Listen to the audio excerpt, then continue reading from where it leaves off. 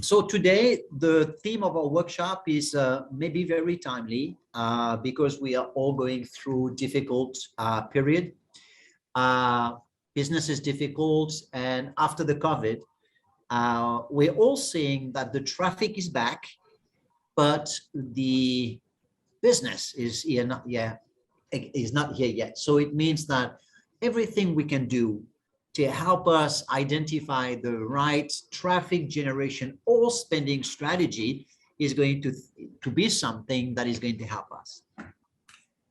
Before I start, I would like to share a big thank you for all the people who have been really helping us build that workshop. So Onuma, Superchai, thank you very much. And all the workshop that you are going to see now is being built out of one of our solutions called Arian, which is a category and shopper management solution. What do we want to achieve today? There are three things we want to achieve. The first one is to understand how the knowledge of shopper behaviors can really help us understand the trends and what are some of the things we can do on our side as category managers, whether on the manufacturing side or on the retailer side or distributor side, to try to maximize that trend. In order to do this, the second objective we want to reach is to understand what are the three steps. So the three steps are, of course, simple, and you will see sometimes it is a little bit complicated because it's very methodical. And the third thing, of course, we want to do is once we understand the trend, once we have been through the analysis of the three steps, is what type of strategy, what type of tactics and execution can we do jointly, collaboratively with our favorite manufacturers or our favorite retailer in order to set up the right strategies and try to bring the business back. To do this, we are going to go through 4 steps. The first one, we're going to review some definitions because there is always a challenge on definition. So we're going to explain, okay, what are some of the keywords we're going to use? Then we are going to use, as usual, this risk and opportunity approach to understand, okay, what are the risks of not really taking shoppers' insights into account and what are the opportunities that I can have? Then we're going to look at those 3 steps and how we can present that to retailer or internally or to our boss. Right? And of course, as usual, if you have questions, please use the chat. We have a team here who is going to take all the questions and I'm going to address them as we move on. So step 1 is let's look a little bit at the definition. Most of you probably know all these definitions. Still, we'll take the time to establish a common language. What we call the number of baskets, and some people call it the number of tickets, it basically represents the number of shoppers who did a transaction with maybe my product if I am a range, if I'm a brand owner, with my category during a selected period. So if I have 6 tickets or 6 baskets, it means there's been 6 people purchasing my products. What we call basket penetration is basically the ratio that is defined between the number of people who purchase a specific brand, for example, and the total number of people who shop. So it means that if there are 10 shoppers who purchase my brand out of a total of 100 shoppers that did purchases in my store, then it means the penetration rate of my brand is 10%. What do we call brand switching? Brand switching is actually, as the name mentioned it, this is when a shopper who is usually buying one specific type of product, one specific type of brand, is for a different set of various reasons switching to another brand, buying similar products. And we will see why this is important. What we call value per basket, well, this one is pretty straightforward, right? This is how much do the shoppers spend, and I can see that in the ticket. What do we call wallet share? So the wallet share is the share of spending that a shopper allocates for a specific brand or a specific category compared to the total amount of money that he or she is spending during that period. Of course, we all want to have the biggest wallet share. If I am a manufacturer of drinks, I would like to have the biggest share of spending in drinks. If I'm a manufacturer of beauty products, I want to have the biggest share of spending in this category. What do we call the halo effect? So nothing related to the video game. The halo effect is the influence that a specific product will have on shoppers to buy additional products. So this one is important, especially when we do promotions, because we can identify what are the products which generate or are usually accompanied by other purchases. The bigger the halo effect, the more interesting, of course, it is to promote and bring this product forward. And last but not least, another one that you guys know most probably, cross-shopping, which on the retailer side, we tend to call sometimes cross-merchandising. This is a calculation that I identify when a shopper buys a specific type of product, what are the most often associated products that they buy. And this one, of course, is important in terms of adjacencies when we are thinking about how we display the products in the stores.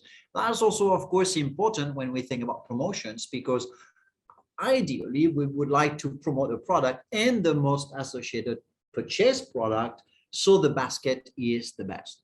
So this is it for the definitions. Once we know these definitions, let's look a little bit about the risk and the opportunities of working or not working with shoppers' insights. And those risks and opportunities, I feel, as the business staff, are much more significant, have much more meaning than what they had in the past. The opportunities, if I start taking the time to work on my shoppers' insights, it means that first, whether I'm a retailer, whether I'm a manufacturer, or we are working as a collaboration to work together, it means I can adapt my range and my promotions to address the shopper demands. Let me give you an example. If I identify, for example, that shoppers are moving towards products in a specific category that are around a value per unit at $5, if I don't know that, it means that I have a risk of proposing too many products or promoting too many products at $10 or $1. In one case, I will be too expensive, and in another case, I will be not expensive enough. That's what it means. Second thing is, if I am not measuring what's happening on my category, again, as a retailer, as a manufacturer, as a team, if I don't know how the penetration of this category evolves, whether in a positive way, which will be okay, and still I would like to understand why, or if it's not going okay, if it is decreasing, if I do not have that information, it means I will not be able to follow up and identify the root cause of this challenge, which means I will not be able to propose a solution or a set of solutions. Another dimension of the opportunity that shopper demands correspond to, this is the ability for retailer and manufacturer to work together. Because if the manufacturer want to go one way and the retailer want to go another way, well, there will be definitely a lack of synergy. If we have a common language, and for the guys here, and thank you for joining on a regular basis our webinars, are not building that common language, which means that, well, a lot of efforts are going to be diluted. And of course, beyond winning over your competition, one very important thing is to make sure that my brand, building on this understanding of how shoppers behave, about how are the challenges and the opportunities of that category, is to make sure that I can participate to the growth of this category. So those are all the opportunities. And at a time where we are all fighting for an additional spending, when we are all fighting against inflation, those components should normally make us realize, yes, I need to do that additional efforts. Now, of course, the risk of not taking this into account are kind of the opposite. So I'll go quickly through them because we all understand that now. If I'm not taking it into account my shopper behaviors, it means that I'm facing a big risk of having a mismatch between what my shoppers want and what I'm offering to them in my commercial proposition. If I'm not listening to my shoppers, it means also that I will not be able to align my strategy between what my brand wants, or as a retailer, what my retailer want, and what my business partner want. Again, it's not the manufacturer against the retailer against the manufacturer. It's definitely an alignment of efforts and synergies.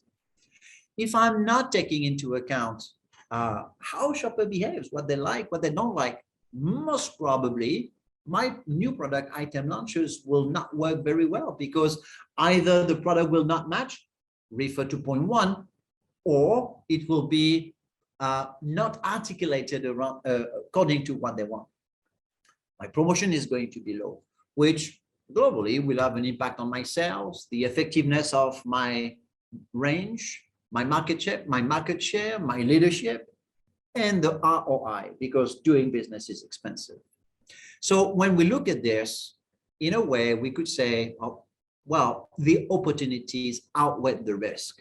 And because the opportunities outweigh the risk, then we want to dive in.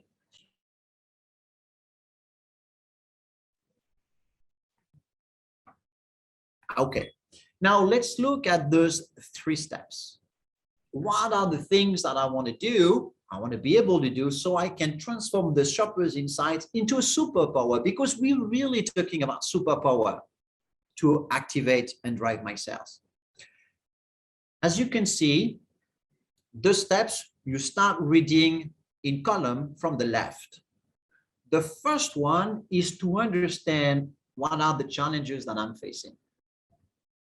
Once I understand what challenges I'm facing, the second thing is to understand the root cause and identify clearly in which scenario I am. And you will see, we're going to give you a map so you can look at the scenario. And the third point is, once I've identified the scenario, then I'm able to take the right action. When we're talking about the challenges, actually, if we summarize all the challenges, and this is true for e-commerce, this is true for digital commerce, this is true for any type of commerce, since most probably the invention of commerce million years ago, is either I have a problem of traffic or I have a problem of spending.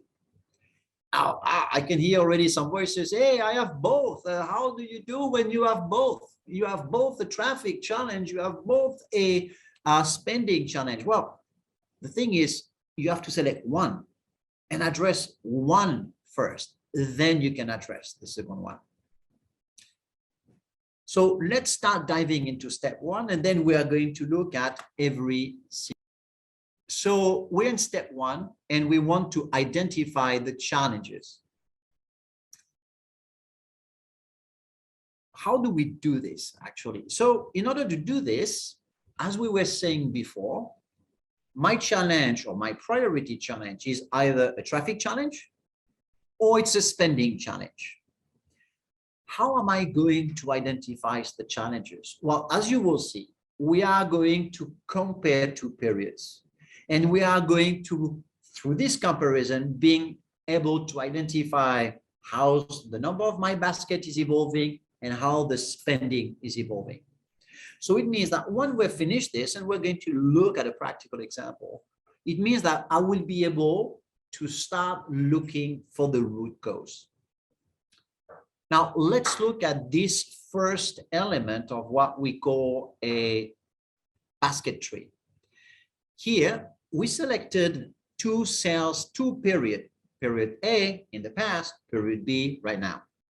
And we can see that during this period, my sales dropped a little bit. I dropped by 6.83%, as you can see in that point here. Now, if my sales drop, there will be two main root cause, right? It's and or the number of basket decreased, which means I have a traffic challenge, or and the value per basket decrease. Here, what I can see in that example, I can see that I have both a traffic challenge. So I can see that I have 2.98 number of transactions less than the previous period.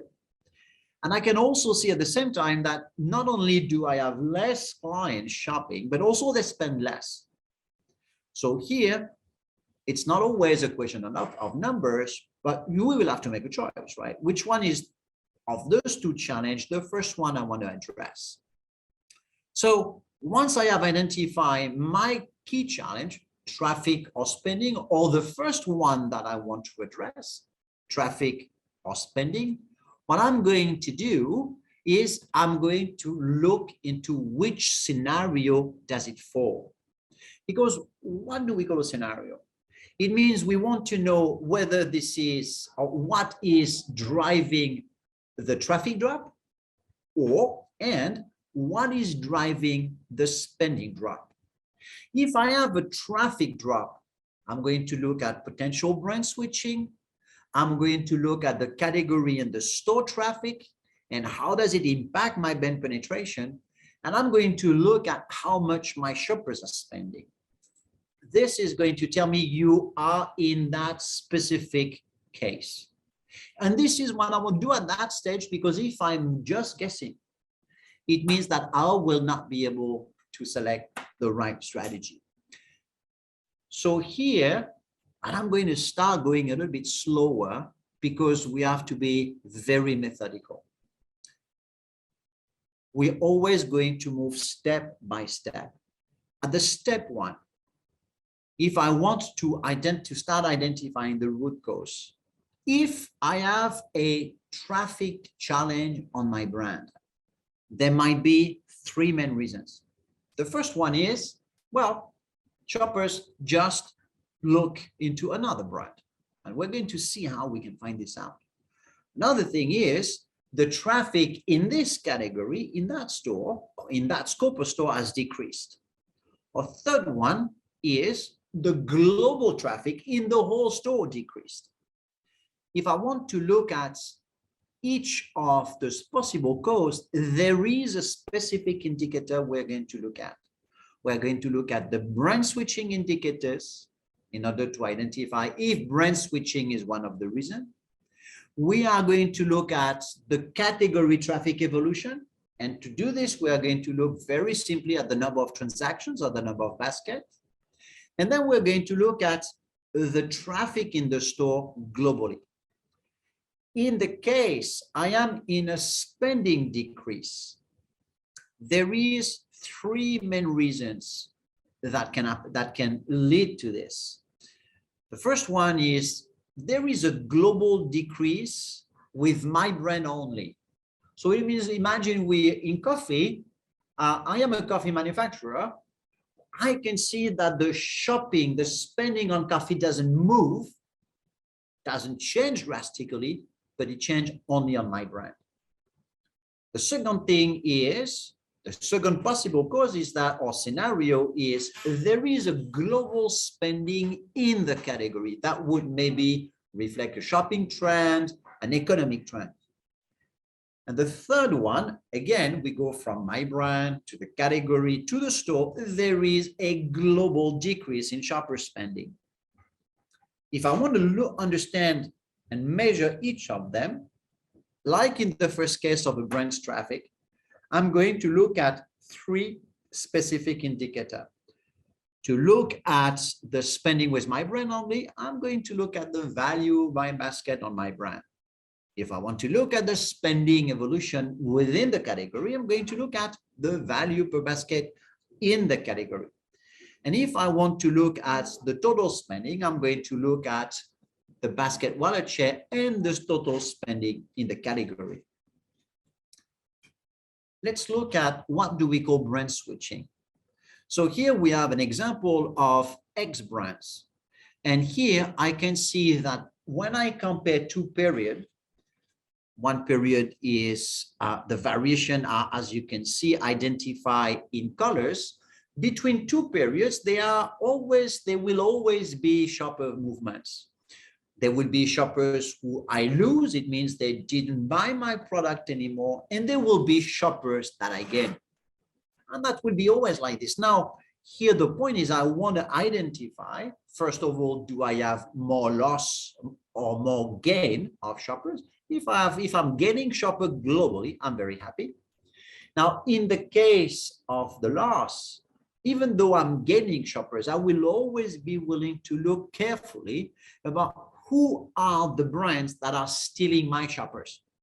And I want to know that because I'm going to be, of course, investigating further what is happening.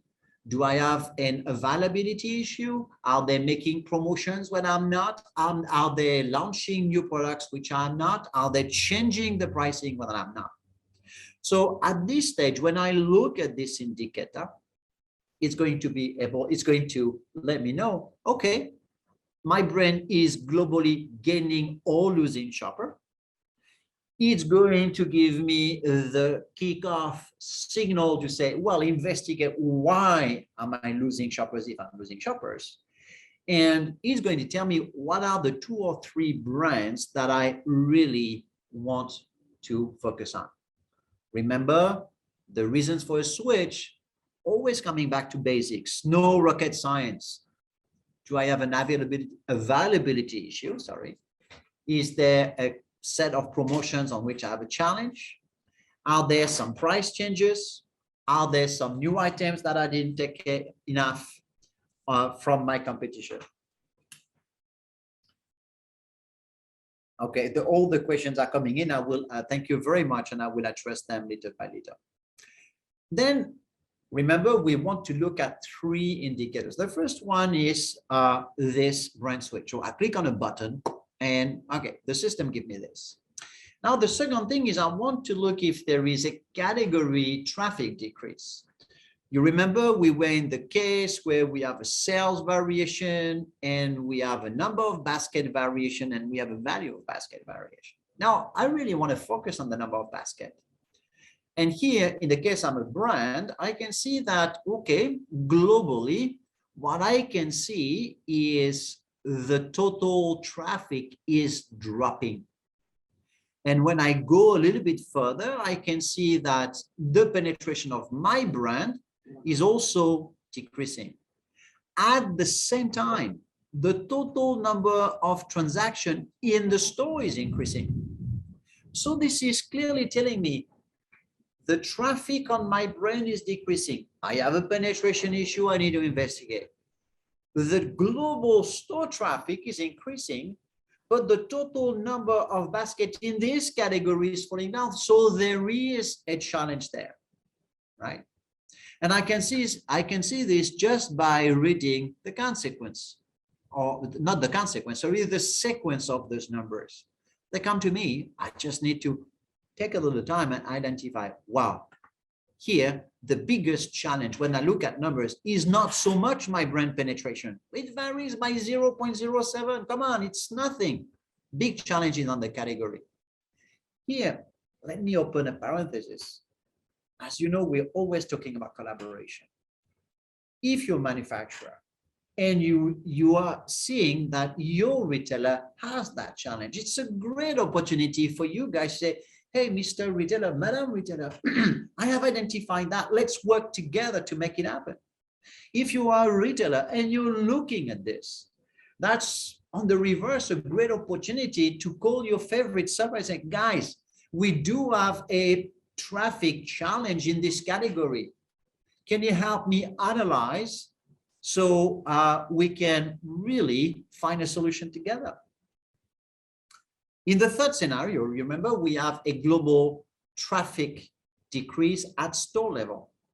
Here, what you can see is that my store basket is increasing, right? My store basket is going very well, but my total number of basket is decreasing. My penetration is doing pretty well. So here, what can I do?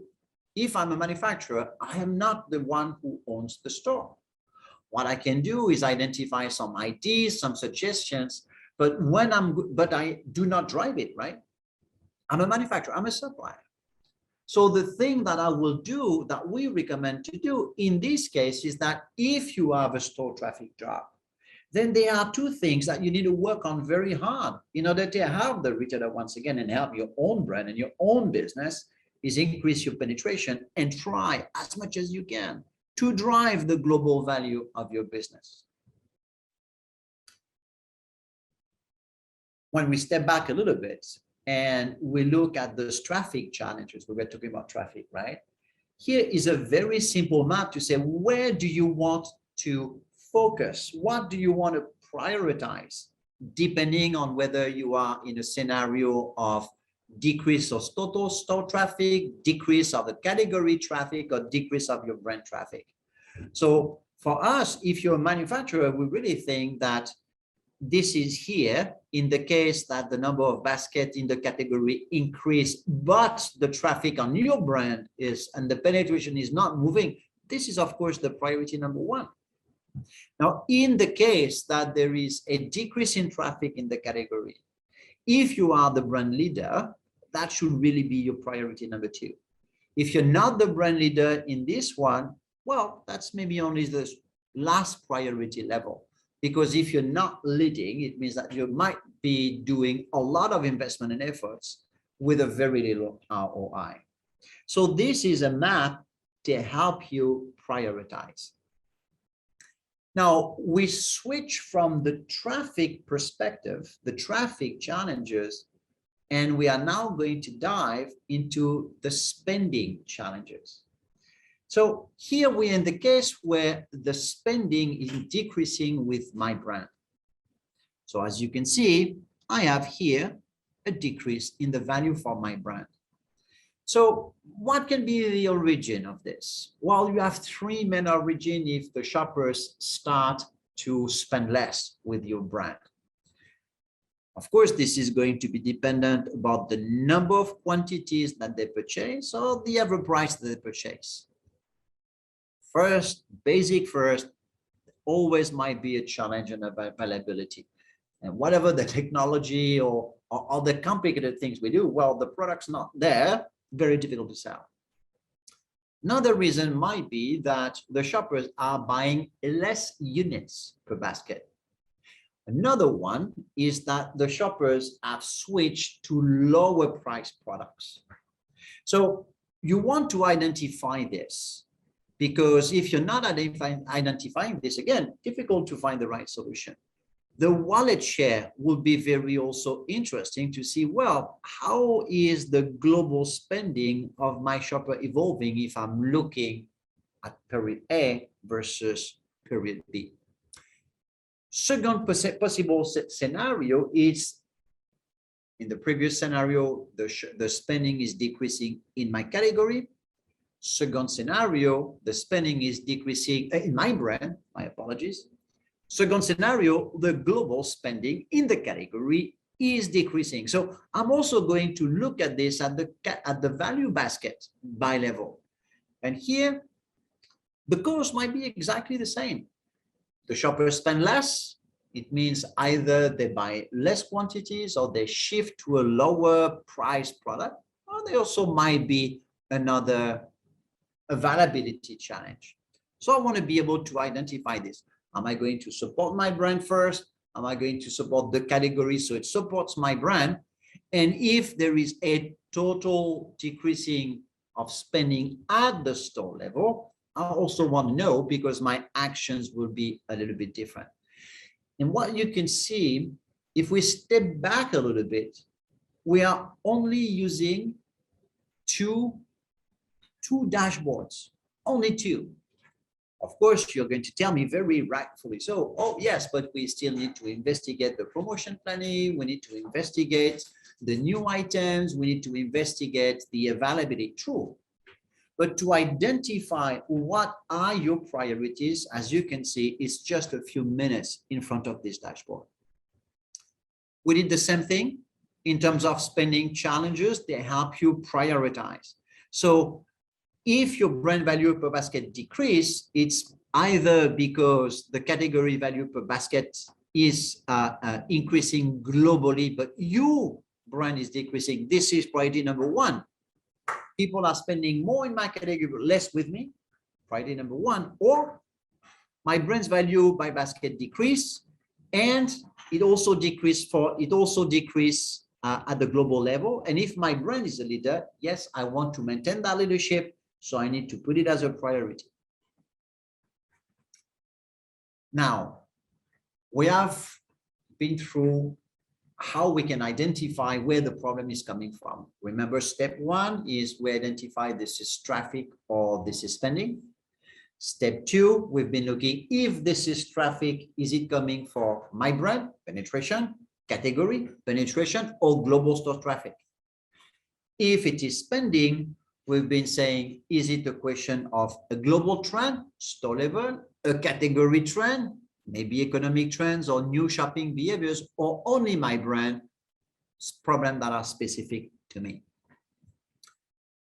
So now, once we have the root cause, it is time to do some action, right?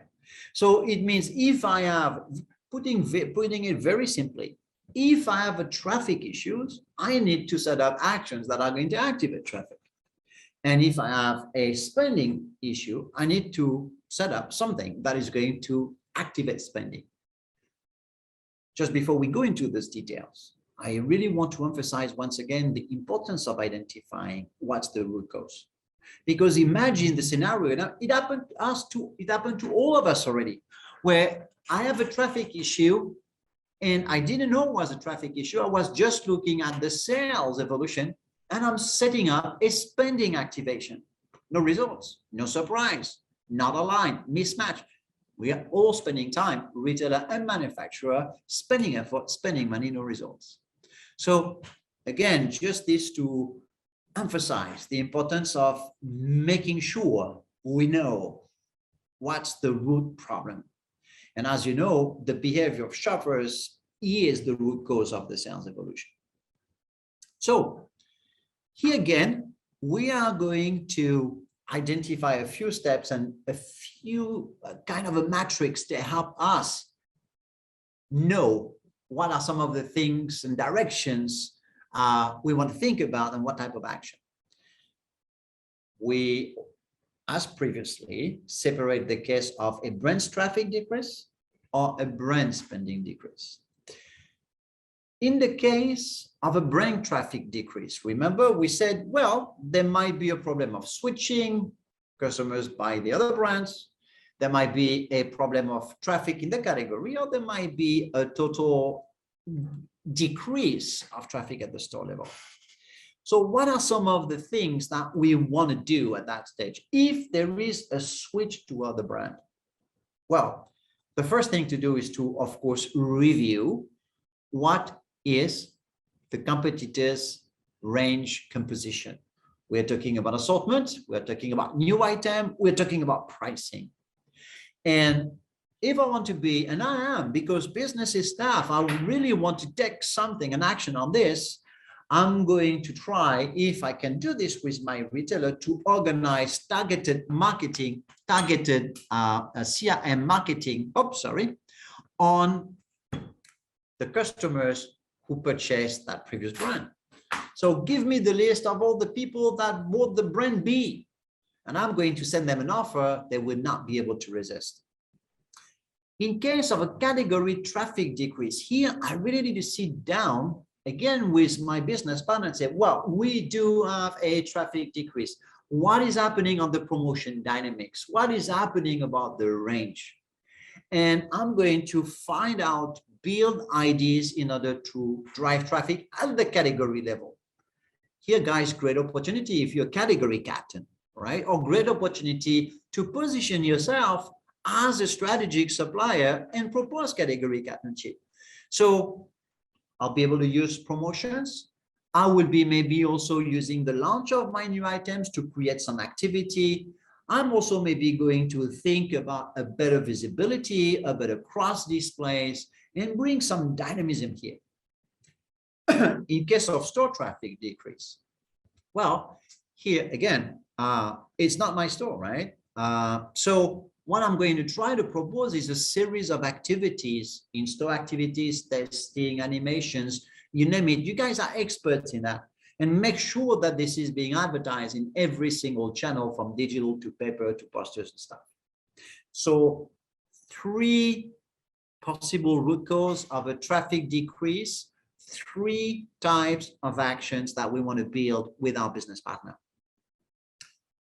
Now, second case, it's not a traffic challenge, it's a spending challenge. You remember we have 3 cases.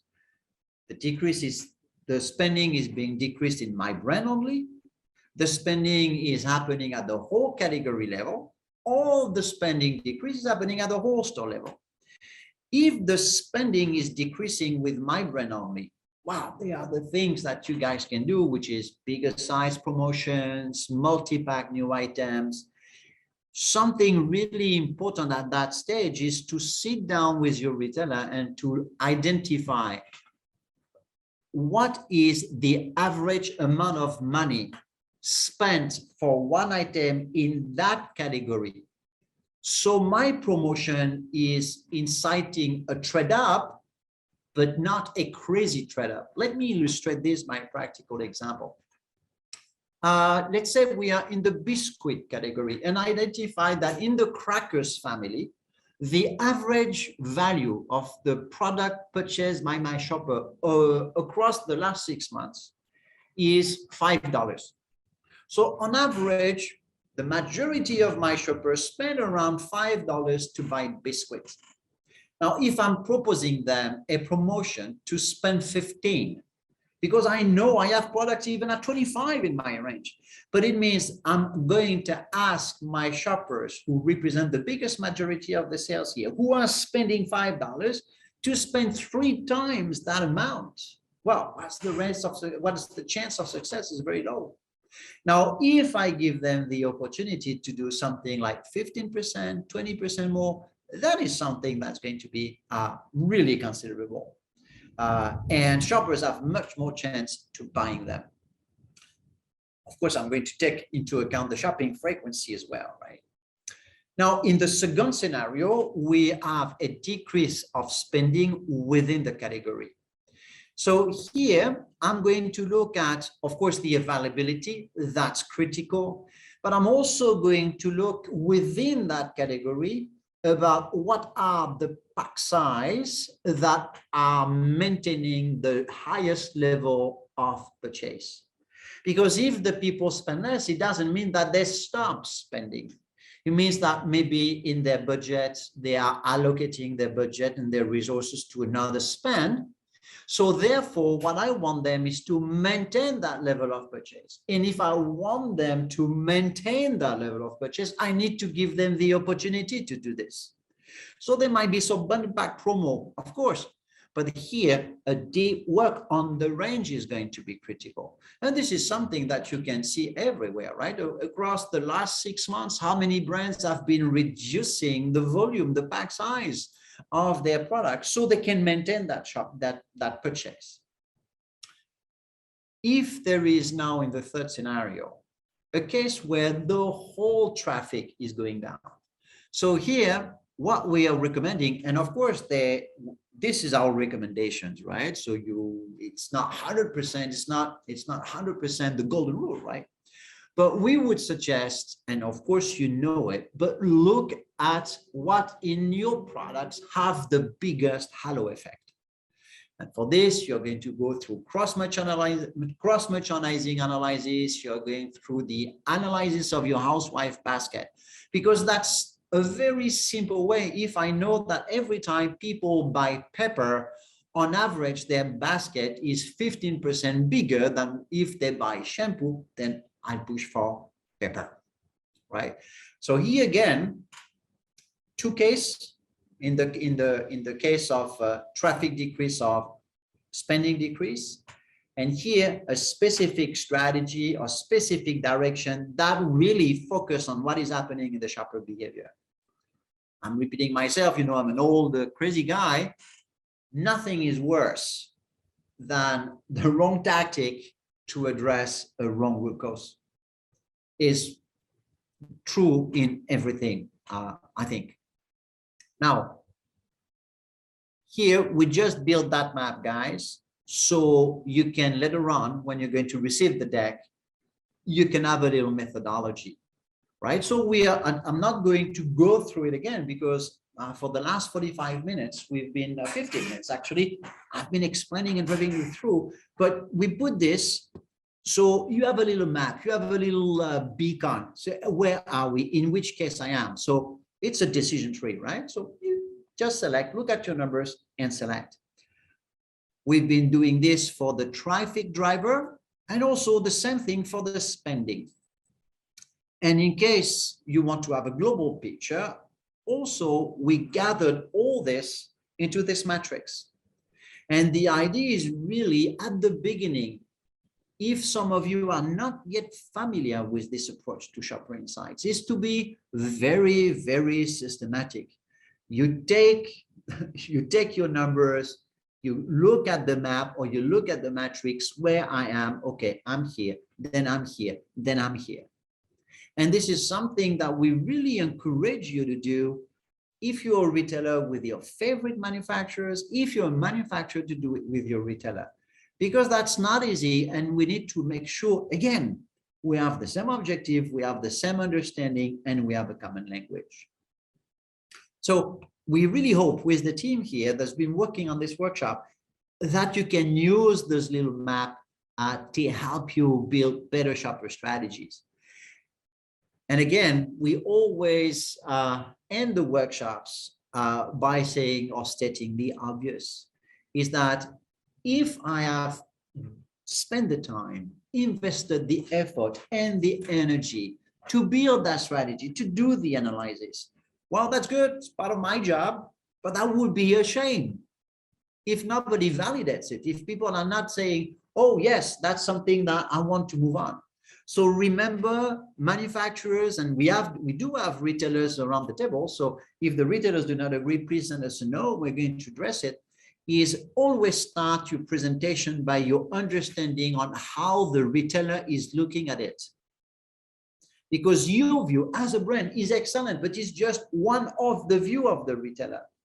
So if I was presenting the strategy, I would always follow this 5-step process and say, Mr. Retailer, I did some analysis about shopper behavior in the category X.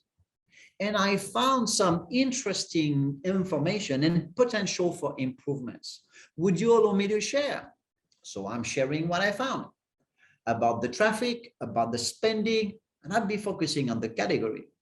Now, Mr. Retailer, if we have the same numbers, if we have that same understanding, I'll also drill a little bit more down. And of course, I look at my brands.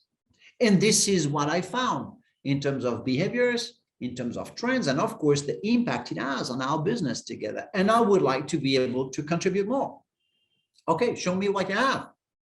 So I show what I have. Building on this finding, Mr. Retailer, there are 2 or 3 ideas that I'd like to suggest. One is in that channel for this category, I think we need to boost traffic and penetration. In this other channel or this other region, I suggest that we work on spending. And my objective here, since I have the numbers, I can quantify them. I would like to propose that we increase the penetration by X%, which at a basket value would have an impact on sales of this much. Or I propose that we work together to increase that spending at that moment. And then here again, when you support your ideas by numbers, well, the discussion is completely different, right? So I really hope you can do this. Now I'm going to just start addressing the questions. Okay, first question, in case of low traffic, is promotion always helpful to boost sales? How much, in your opinion, is pricing an important element in boosting sales? So 2 questions. So on the first case, I It's a good question. I think there is no absolute answer. In case of low traffic, I would say the priority, the way I look at it, and of course it depends on the environment, it depends on the context, it depends on the market. But my priority is to stop the bleeding.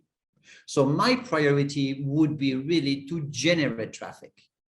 So how to generate traffic? And here there is something that, so the retailer knows how to generate traffic. It costs money, but there will be communication, there will be social media, there will be this, there will be that.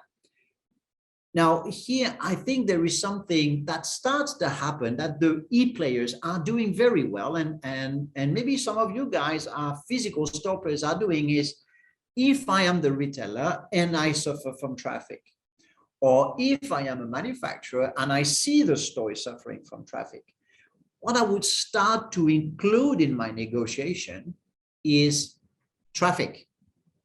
So what if I'm a manufacturer, I would say, hey, Mr. Retailer, what about if I was bringing X thousands of my followers on Instagram to come to your store? What would you give me?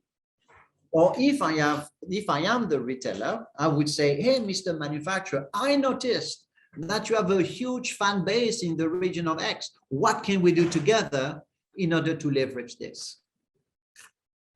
In the same spirit, to generate traffic, I really would like to recommend to activate your loyal shoppers. So there are two ways, right? There is talking to the one that are already there and analyze in which category do they spend less, or who are the people whose shopping frequency has really decreased, and make them an offer like come 4 times in that period of time and get 15% discount on your 4th trip or something like this.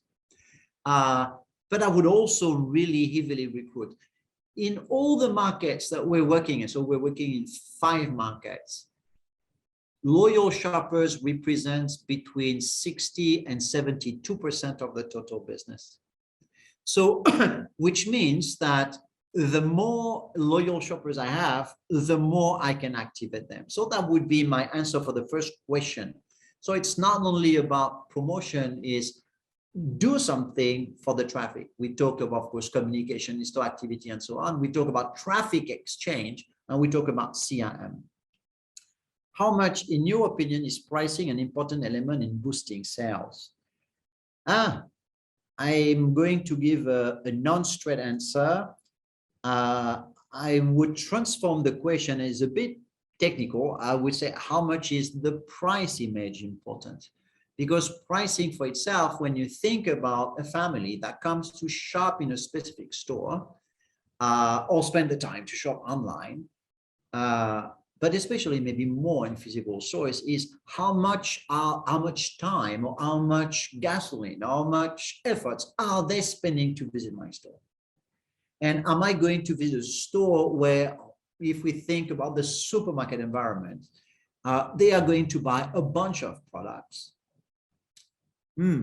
Is price the only thing? I am not so sure.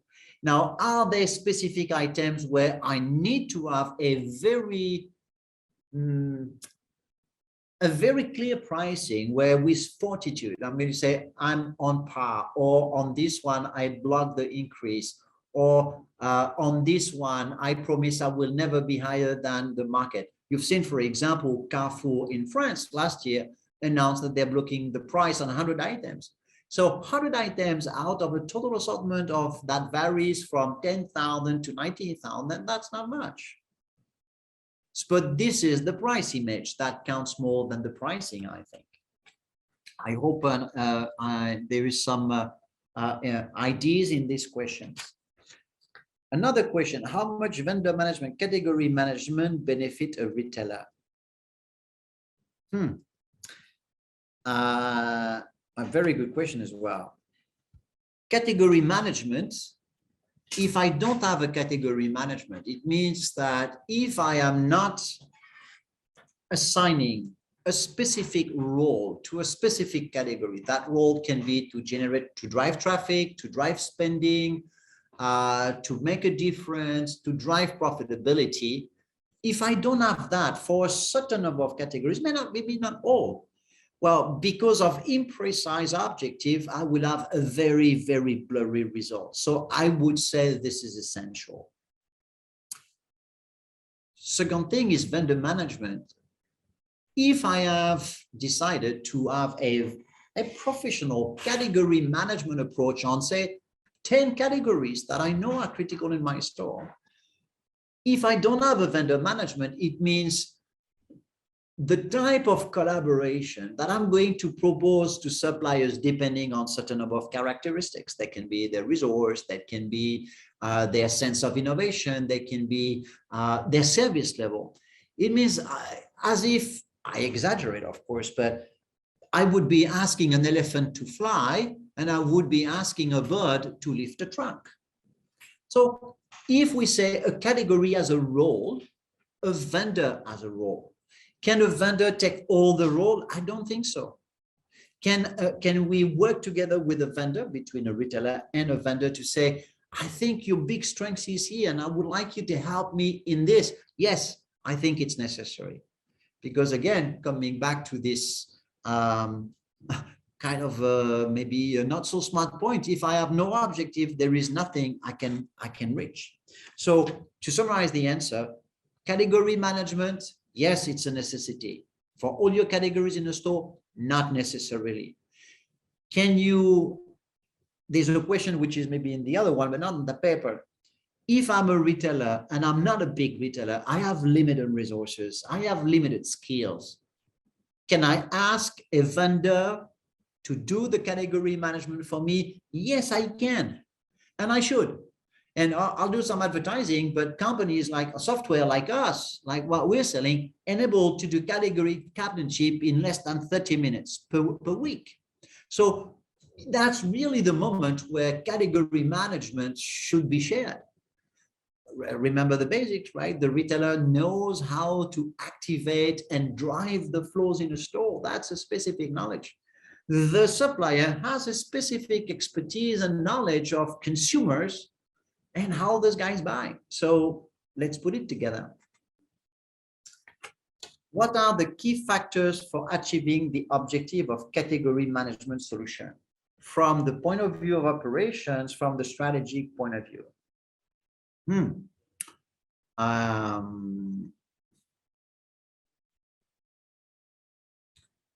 If we're saying the objective of a category management is to say, I'm driving the sales up.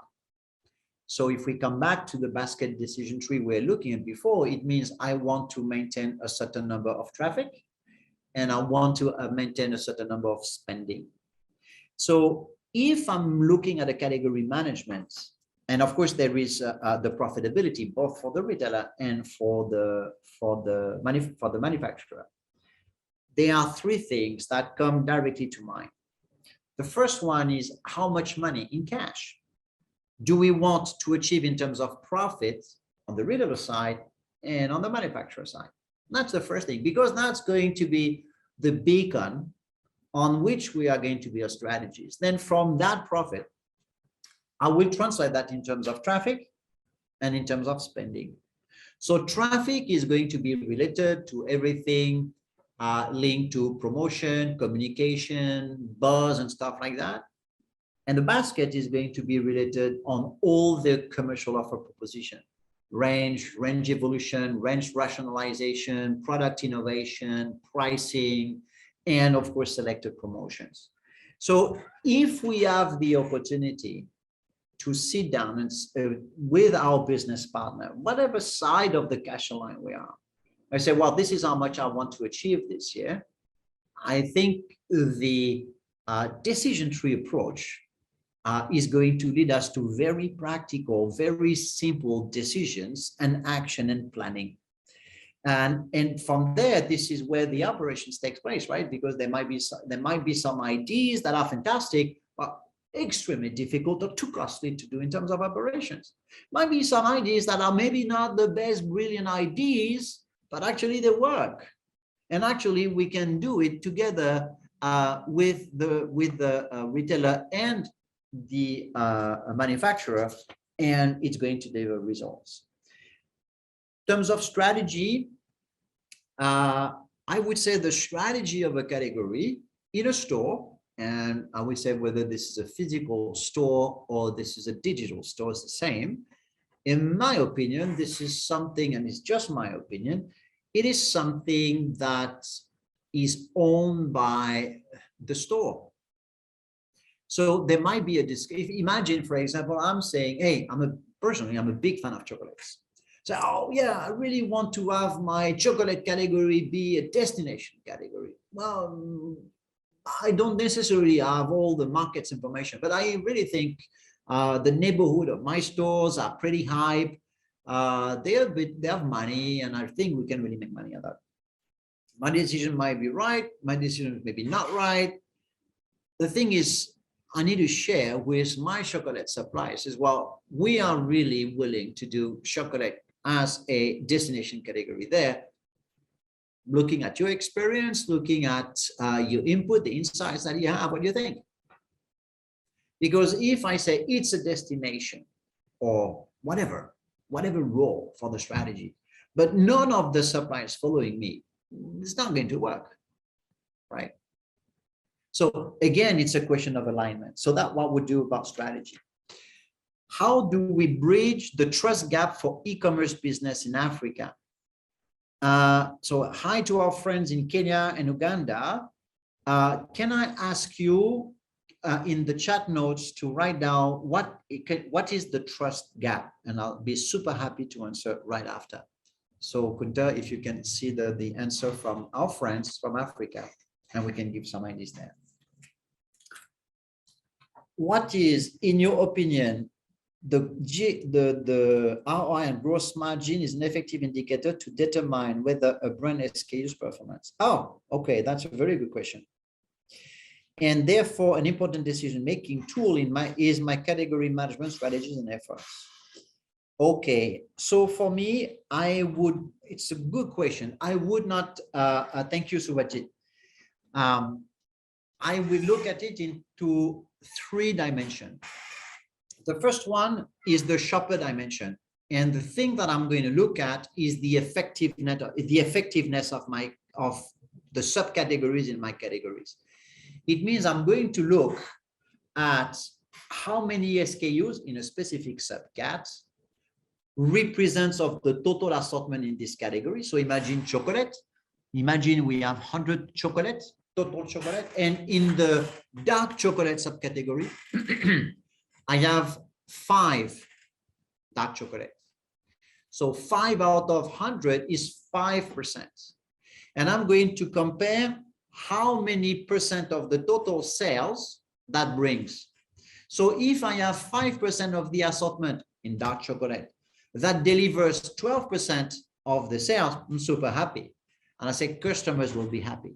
So maybe this is going to give me the idea to maybe increase a little bit the range, activate the range a little bit more. The second perspective, I will have the same look from a profit perspective. It means, oh, okay, I see that my dark chocolate, I have 5% of the assortment. I'm delivering 12% of the sales. How many percent of margin is this delivering me? So here the margin is also going to give me direction in terms of my sourcing, what are the type of chocolates I want to buy, what are the volume and so on. And the third one that I'm going to look at is basically how often is the product in the shopper's basket.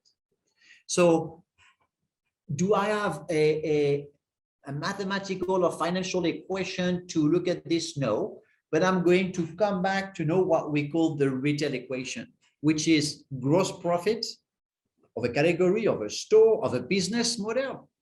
Gross profit is equal to the traffic multiplied by the conversion, multiplied by the average value, multiplied by the gross margin. So when you look at this, you have your key indicators. So penetration, which you will see, housewife basket, which you will see, consistency and attractiveness of the range, sorry, and of course, selling price or margin. So I would look at them from the 3 angles. If then you ask me, okay, but if we look at 3 angles and we don't really have a mathematical formula, and I'm sure it exists, I just don't know it, right? Then how can I decide? And if I was working with you and we were discussing about this, I would say my priority is traffic. My second priority is spending. My third priority is margin. So what kind of compromise can we do to optimize that triangle of success?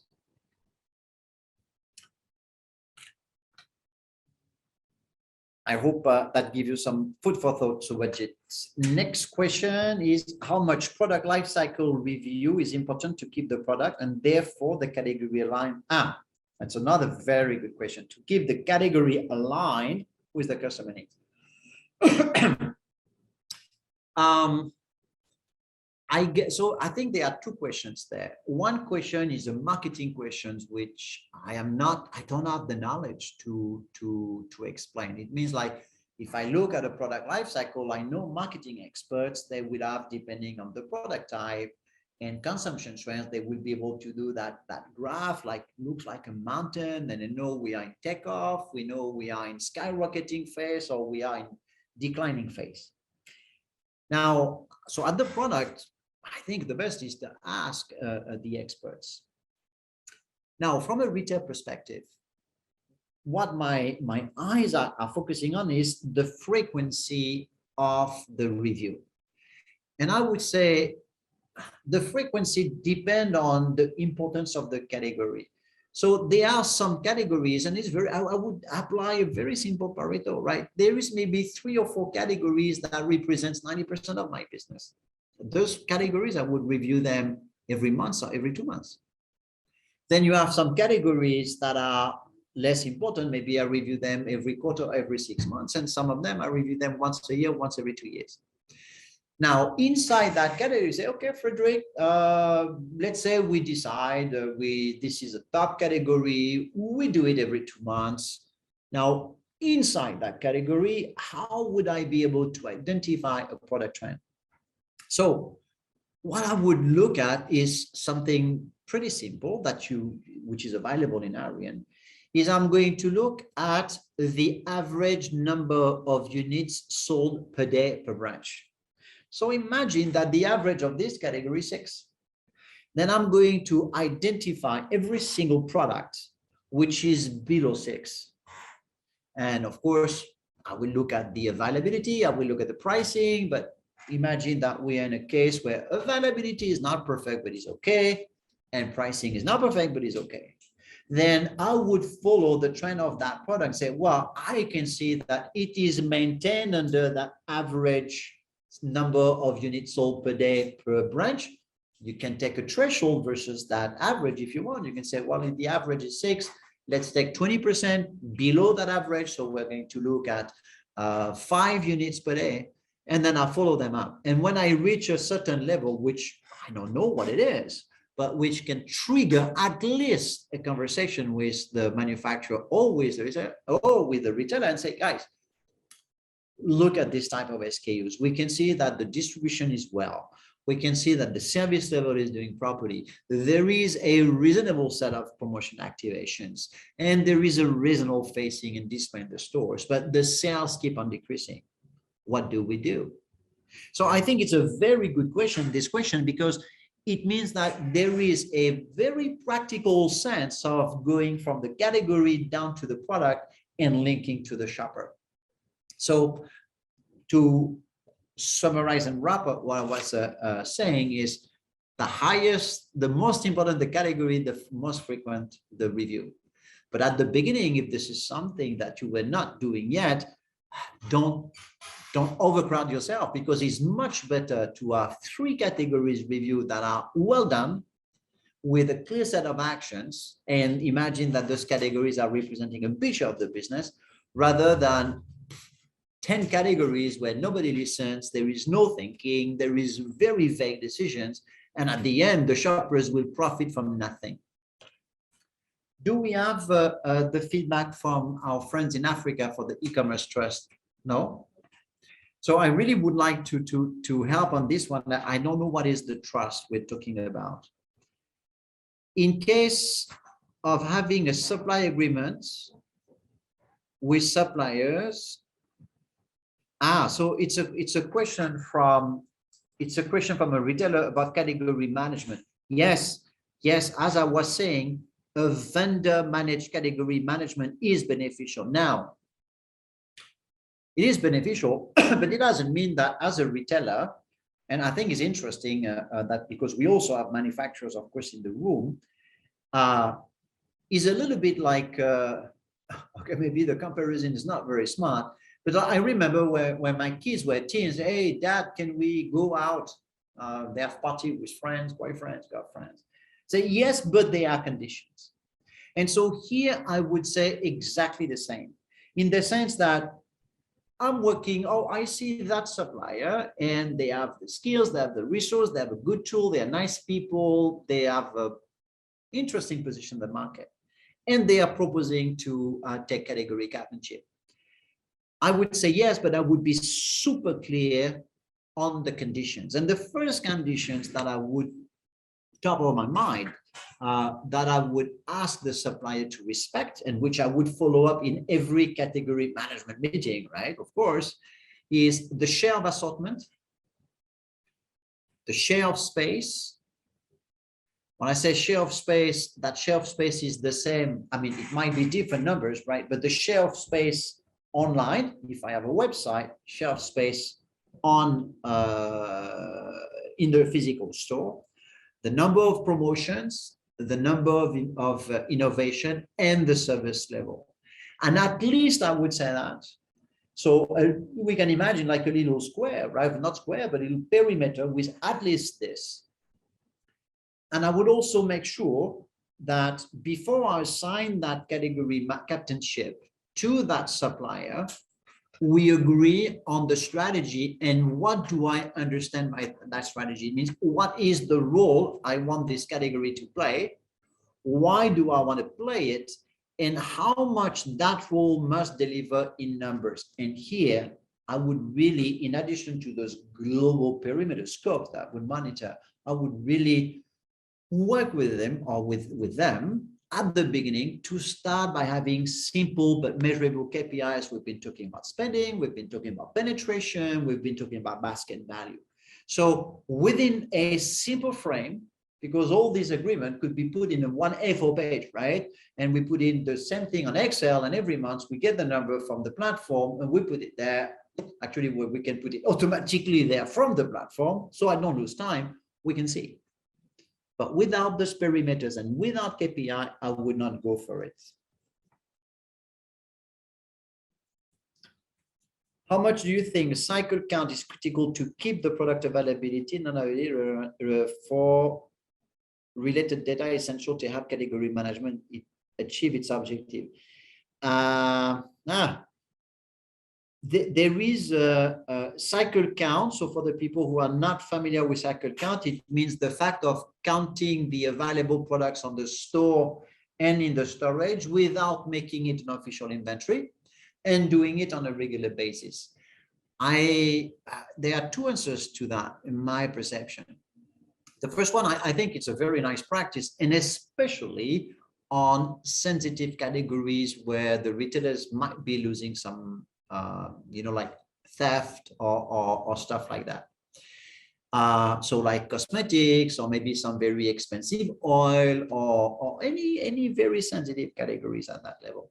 Now, there's also another thing that retailers are sometimes afraid to do, but which I would advise both retailers and manufacturers to do together, is imagine that you look in your sales data and you say, please, computer, give me the list of all the items with stock and zero sales on the last 5 weeks. Well, most probably 95% or 97% of the item that the item list the computer is going to give to you are wrong stocks. So I would say there is a question of efficiency there. So yes, we do cycle count for a certain number of sensitive products, and the rest, we take a little risk and we adjust the stocks, because what we don't want to have is this, I guess, and again, it's only my opinion, is those interminable without end discussions between retailers, somewhere on the other side, Yes, you didn't place order, but yes, but your inventory is not correct. I had my people check. There are other things to do better than that. So if I have a margin of error of 0.1%, so be it. Because even while I lose in margin with this 0.1% adjustment, supposedly I'm wrong, how much sales opportunity do I lose because I'm not placing order? So I hope this is addressing the question. Any other questions? Okay, so for our friend from Uganda, drop me a line, drop me an email. I'll be super happy to provide answers if I can. And this is the end of this workshop. Thank you very much for a lot of questions today. Really very good questions. And by the way, we have people from 9 countries around this digital table. So it's very nice to be with you. And don't forget that you can check on our LinkedIn page, on our Facebook page, on our YouTube channel, and of course on our website. We regularly update with the videos of the webinars, insights, case studies, action plan. So we hope all this can help you better serve your shopper. So thank you and have a great end of the week to all of you. Bye-bye.